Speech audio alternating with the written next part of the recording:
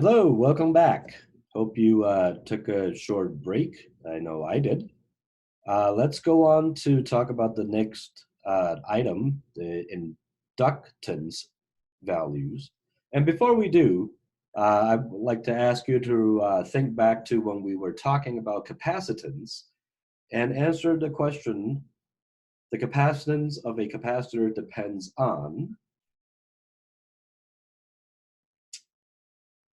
and you can go ahead and pause the video and go to Long Kappa topic 3G lecture and answer the question on inductance in the lecture folder.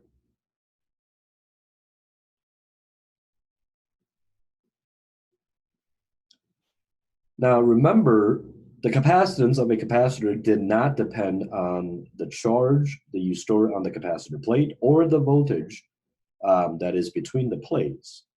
And capacitance C was simply a value that actually allowed us to relate the charge that's stored to the voltage that the capacitor is connected to, okay? And now, as we move into the magnetic phenomenon, we're talking about a very similar type of a quantity known as inductance, or in this case, mutual inductance, for pairs of coils, and that value, mutual inductance, similarly relates magnetic flux to current, just like capacitance related charge to voltage. But mutual inductance is not dependent on flux or current, as you shall see shortly as we do some calculations here, just like capacitance did not depend on charge and voltage, okay? So we can actually write the expression flux through one coil is equal to the mutual inductance times the current through the other coil. Now remember, we are talking about two sets of coils. And as we have seen previously, that induced voltages can be related to a time-changing magnetic flux. So similarly, if the flux in this expression is changing in time, we can actually relate mutual inductance, capital M, to induced voltages. Mutual inductance, or inductance in general, has units of henries, and the SI unit conversions are actually listed here. Now, mutually induced EMF, or mutually induced voltage. Voltage through coil 1 can be calculated as the negative mutual inductance times the rate of change of current through coil 2. Remember, we are relating the current in one coil and the induced voltage in another coil. Okay, so V1 is negative M di2 dt. And similarly, voltage induced in coil 2 is equal to negative mutual inductance times the rate of change of current through coil 1. So remember in the last video, we were talking about a set of coils for the Tesla coil that was coaxial in nature, similar to this picture you see here. So I'm going to switch to talking about them as solenoids, where we have solenoid 1 in red has N1 number of turns and radius 1. And solenoid 2 has N2 number of turns and radius R2. Just like before, we are talking about the flux calculation, and magnetic flux is the integral of the magnetic field dotted with a differential area vector. This case, we are talking about the magnetic flux of 2 on 1, which is the integral of the magnetic field B2 generated by running a current through solenoid 2, dotted with the differential area vector of solenoid 1. Now remember, when we were calculating magnetic fields generated by running a current through a solenoid, we saw that the magnetic field is actually coaxial through the center of the solenoid, and it is basically a constant number. And remember, the area vector was always defined to be the perpendicular or normal direction to an area is defined by some type of a loop. And so in this case, you can see that the magnetic field B2 is in fact parallel to dA1. That allows us to not worry about the vector dot product and just worry about the values multiplied to each other. And here, the area as defined by solenoid 1, A1, isn't changing in time or space. And the magnetic field, B2, the expression is simply through the center of solenoid 2, and then again, it is a constant in any snapshot in time. So basically, this is just a multiplier without having to do an integral. And here we have N1 B2 A2 as the result of that integral. Now I want to point out that the integral over differential area 1 ended up being A2 because magnetic field through solenoid 2 is actually through the center of solenoid 2, and it's effectively 0 outside of the area defined by solenoid 2. So in essence, the flux value BA is magnetic field B2 and area A2 because that's where all the magnetic field happens to be. N1 is the multiplier because we are talking about the number of turns in solenoid 1. So that becomes our multiplier. Now, area 2 is basically pi r squared for radius 2. And now all we have to do is actually put in the magnetic field strength through solenoid 2 if we happen to run a current through it. And that's what this is. N2 over L, that is the number of turns divided by its length, or the number turn density, times the constant, mu naught, times the current. And this flux is simply the mutual inductance times the current.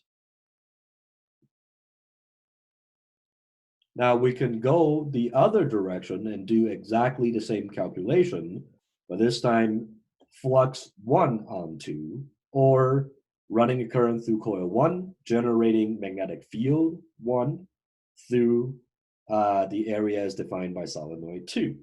And again, since the magnetic field and the area vectors are parallel, we have the same result in our integral. And once again, when we actually notice that the magnetic field expression V1 and the area A2 are basically constants in time, we have the result of the integral to be N2 B1 A2.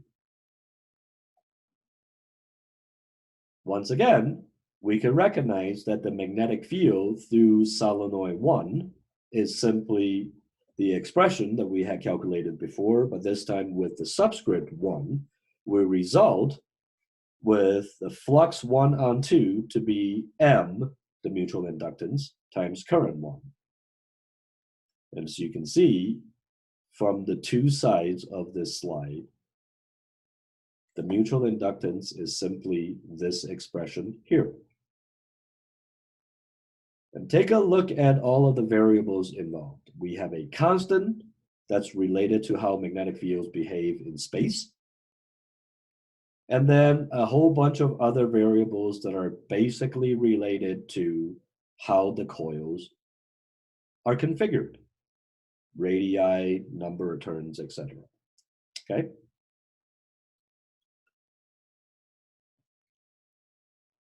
So again, mutual inductance is the same regardless of whether you look at the flux through coil 1 because of a current through coil 2 or vice versa.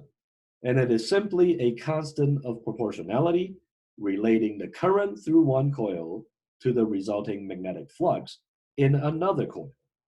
And as you do the magnetic flux calculations, don't forget the number of turns in each set of coils, one relating to the magnetic field generated, and the other relating to the area, the total area as defined by a particular coil.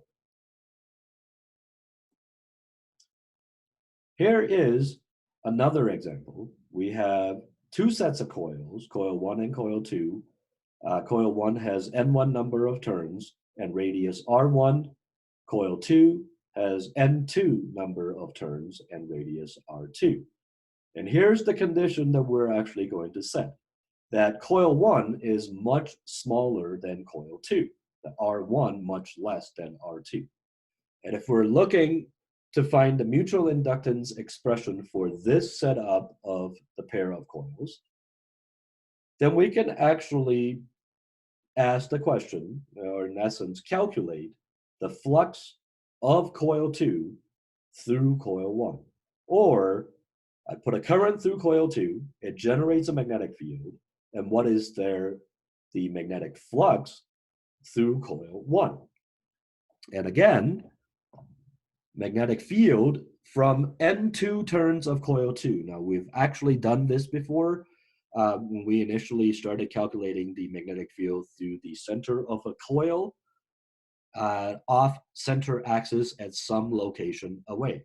And this expression you can find on the equation sheet.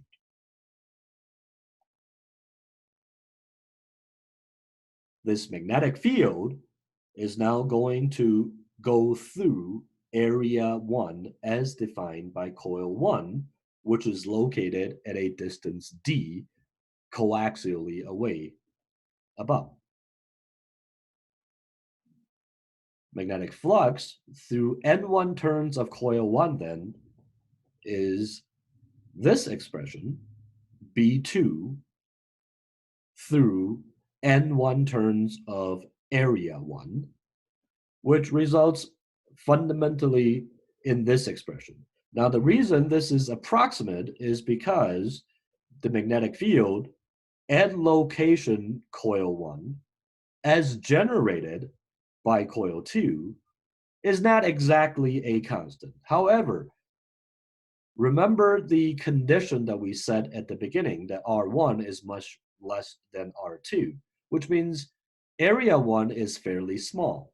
And so in approximating this condition, the magnetic field at that location as generated by coil 2 is more or less the same magnitude, thus the approximation.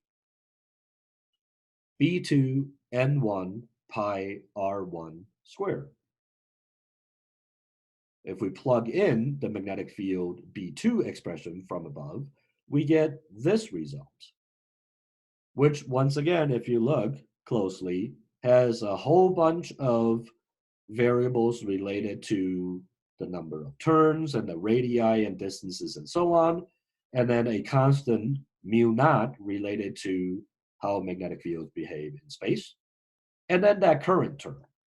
So if we apply the same relationship as before, flux is equal to mutual inductance times the current. And from the previous expression, we could just get rid of I2, the current term, and what's left is our mutual inductance expression. Again, there's a constant and a whole bunch of things related to the makeup of the coils. And so here is the dependence. Mutual inductance depends on geometry and material, just like capacitance dependent on geometry and material. Okay? I will see you next time.